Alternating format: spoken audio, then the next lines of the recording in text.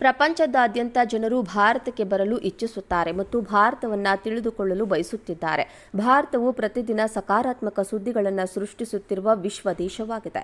ಇಲ್ಲಿ ಪ್ರತಿದಿನ ಹೊಸ ದಾಖಲೆಗಳು ಸೃಷ್ಟಿಯಾಗುತ್ತಿವೆ ಎಂದು ಪ್ರಧಾನಿ ಮೋದಿ ಹೇಳಿದ್ದಾರೆ. ಭಾರತ್ ಮಂಟಪದಲ್ಲಿ ನಡೆದ ಕಾರ್ಯಕ್ರಮದಲ್ಲಿ ಮಾತನಾಡಿದ ಅವರು, ಫೆಬ್ರವರಿ 26ರಂದು ಪ್ರಯಾಗ್ರಾಜ್ನಲ್ಲಿ ಏಕತೆಯ ಮಹಾಕುಂಭಮೇಳ ಮುಕ್ತಾಯವಾಯಿತು. ನದಿ ದಂಡೆಯಲ್ಲಿ ನಿರ್ಮಿಸಲಾದ ತಾತ್ಕಾಲಿಕ ಸ್ಥಳದಲ್ಲಿ ಲಕ್ಷಾಂತರ ಜನರು ಪವಿತ್ರ ಸ್ನಾನ ಮಾಡಲು ಹೇಗೆ ಬರ್ತಾರೆ ಎನ್ನುವುದನ್ನು ನೋಡಿ ಜಗತ್ತು ಬೆರಗುಗೊಂಡಿದೆ ಎಂದಿದ್ದಾರೆ. ಭಾರತದ ಸಂಘಟನಾ ಮತ್ತು ನಾವೀನ್ಯತೆ ಕೌಶಲ್ಯಗಳನ್ನು ಜಗತ್ತು ಗಮನಿಸ್ತಾ ಇದೆ. ಜಗತ್ತು ಈ ಭಾರತವನ್ನು ವಿವರವಾಗಿ ತಿಳಿದುಕೊಳ್ಳಲು ಬಯಸುತ್ತದೆ. ಭಾರತವು ವಿಶ್ವದ 7ನೇ ಅತಿದೊಡ್ಡ ಕಾಫಿ ರಫ್ತುದಾರ ರಾಷ್ಟ್ರವಾಗಿದೆ.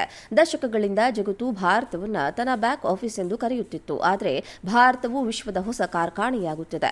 ನಾವು ಕೇವಲ ಕಾರ್ಯಪಡೆಯಲ್ಲ, ನಾವು ವಿಶ್ವ ಶಕ್ತಿಯಾಗಿದ್ದೇವೆ ಎಂದು ಬಣ್ಣಿಸಿದ್ದಾರೆ. ಇದು ಭಾರತವು ಬಹಳ ದೊಡ್ಡ ಗುರಿಗಳನ್ನು ಸಾಧಿಸಲು ಸಮರ್ಥವಾಗಿದೆ ಮತ್ತು ಅವುಗಳನ್ನು ಸಾಧಿಸ್ತಾ ಇದೆ. ಇದರ ತಿರುಳಿನಲ್ಲಿ ಒಂದು ವಿಶೇಷ ಮಂತ್ರವಿದೆ. ಈ ಮಂತ್ರ ಕನಿಷ್ಠ ಸರ್ಕಾರ, ಗರಿಷ್ಠ ಆಡಳಿತ. ಇದು ದಕ್ಷ ಮತ್ತು ಪರಿಣಾಮಕಾರಿ ಆಡಳಿತದ ಮಂತ್ರ. ಕಳೆದ ದಶಕದಲ್ಲಿ ಪ್ರಾಮುಖ್ಯತೆಯನ್ನು ಕಳೆದುಕೊಂಡಿದ್ದ ಸುಮಾರು 1500 ಕಾನೂನುಗಳನ್ನು ರದ್ದುಪಡಿಸಿದ್ದೇವೆ. ಇವುಗಳಲ್ಲಿ ಹಲವು ಕಾನೂನುಗಳನ್ನು ಬ್ರಿಟಿಷ್ ಆಳ್ವಿಕೆಯಲ್ಲಿ ರಚಿಸಲಾಗಿತ್ತು. ಆ ಕಾಲದ ಸರ್ಕಾರ ಮತ್ತು ನಾಯಕರ ಬಗ್ಗೆ ಹೇಳಲು ಏನೂ ಇಲ್ಲ.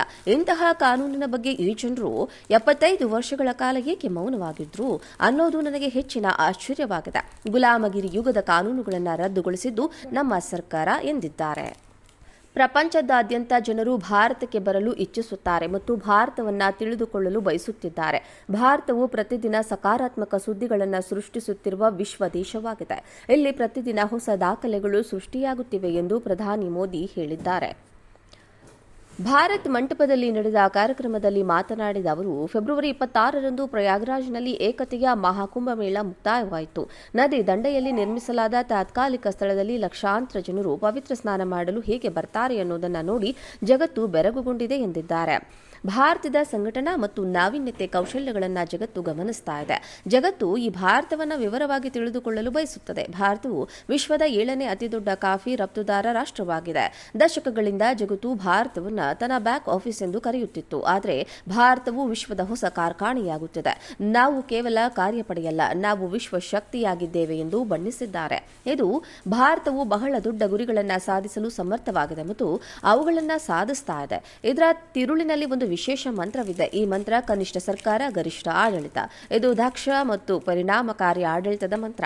ಕಳೆದ ದಶಕದಲ್ಲಿ ಪ್ರಾಮುಖ್ಯತೆಯನ್ನು ಕಳೆದುಕೊಂಡಿದ್ದ ಸುಮಾರು 1500 ಕಾನೂನುಗಳನ್ನು ರದ್ದುಪಡಿಸಿದ್ದೇವೆ. ಇವುಗಳಲ್ಲಿ ಹಲವು ಕಾನೂನುಗಳನ್ನು ಬ್ರಿಟಿಷ್ ಆಳ್ವಿಕೆಯಲ್ಲಿ ರಚಿಸಲಾಗಿತ್ತು. ಆ ಕಾಲದ ಸರ್ಕಾರ ಮತ್ತು ನಾಯಕರ ಬಗ್ಗೆ ಹೇಳಲು ಏನೂ ಇಲ್ಲ. ಇಂತಹ ಕಾನೂನಿನ ಬಗ್ಗೆ ಈ ಜನರು 75 ವರ್ಷಗಳ ಕಾಲ ಏಕೆ ಮೌನವಾಗಿದ್ರು ಅನ್ನೋದು ನನಗೆ ಹೆಚ್ಚಿನ ಆಶ್ಚರ್ಯವಾಗಿದೆ. ಗುಲಾಮಗಿರಿ ಯುಗದ ಕಾನೂನುಗಳನ್ನು ರದ್ದುಗೊಳಿಸಿದ್ದು ನಮ್ಮ ಸರ್ಕಾರ ಎಂದಿದ್ದಾರೆ. ಪ್ರಪಂಚದಾದ್ಯಂತ ಜನರು ಭಾರತಕ್ಕೆ ಬರಲು ಇಚ್ಛಿಸುತ್ತಾರೆ ಮತ್ತು ಭಾರತವನ್ನು ತಿಳಿದುಕೊಳ್ಳಲು ಬಯಸುತ್ತಿದ್ದಾರೆ. ಭಾರತವು ಪ್ರತಿದಿನ ಸಕಾರಾತ್ಮಕ ಸುದ್ದಿಗಳನ್ನು ಸೃಷ್ಟಿಸುತ್ತಿರುವ ವಿಶ್ವ ದೇಶವಾಗಿದೆ. ಇಲ್ಲಿ ಪ್ರತಿದಿನ ಹೊಸ ದಾಖಲೆಗಳು ಸೃಷ್ಟಿಯಾಗುತ್ತಿವೆ ಎಂದು ಪ್ರಧಾನಿ ಮೋದಿ ಹೇಳಿದ್ದಾರೆ. ಭಾರತ್ ಮಂಟಪದಲ್ಲಿ ನಡೆದ ಕಾರ್ಯಕ್ರಮದಲ್ಲಿ ಮಾತನಾಡಿದ ಅವರು, ಫೆಬ್ರವರಿ 26ರಂದು ಪ್ರಯಾಗ್ರಾಜ್ನಲ್ಲಿ ಏಕತೆಯ ಮಹಾಕುಂಭಮೇಳ ಮುಕ್ತಾಯವಾಯಿತು. ನದಿ ದಂಡೆಯಲ್ಲಿ ನಿರ್ಮಿಸಲಾದ ತಾತ್ಕಾಲಿಕ ಸ್ಥಳದಲ್ಲಿ ಲಕ್ಷಾಂತರ ಜನರು ಪವಿತ್ರ ಸ್ನಾನ ಮಾಡಲು ಹೇಗೆ ಬರ್ತಾರೆ ಎನ್ನುವುದನ್ನು ನೋಡಿ ಜಗತ್ತು ಬೆರಗುಗೊಂಡಿದೆ ಎಂದಿದ್ದಾರೆ. ಭಾರತದ ಸಂಘಟನಾ ಮತ್ತು ನಾವೀನ್ಯತೆ ಕೌಶಲ್ಯಗಳನ್ನು ಜಗತ್ತು ಗಮನಿಸ್ತಾ ಇದೆ. ಜಗತ್ತು ಈ ಭಾರತವನ್ನು ವಿವರವಾಗಿ ತಿಳಿದುಕೊಳ್ಳಲು ಬಯಸುತ್ತದೆ. ಭಾರತವು ವಿಶ್ವದ 7ನೇ ಅತಿದೊಡ್ಡ ಕಾಫಿ ರಫ್ತುದಾರ ರಾಷ್ಟ್ರವಾಗಿದೆ.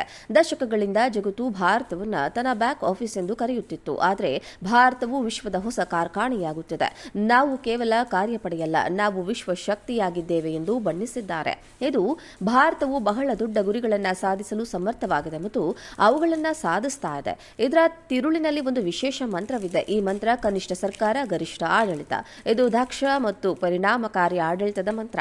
ಕಳೆದ ದಶಕದಲ್ಲಿ ಪ್ರಾಮುಖ್ಯತೆಯನ್ನು ಕಳೆದುಕೊಂಡಿದ್ದ ಸುಮಾರು 1500 ಕಾನೂನುಗಳನ್ನು ರದ್ದುಪಡಿಸಿದ್ದೇವೆ. ಇವುಗಳಲ್ಲಿ ಹಲವು ಕಾನೂನುಗಳನ್ನು ಬ್ರಿಟಿಷ್ ಆಳ್ವಿಕೆಯಲ್ಲಿ ರಚಿಸಲಾಗಿತ್ತು.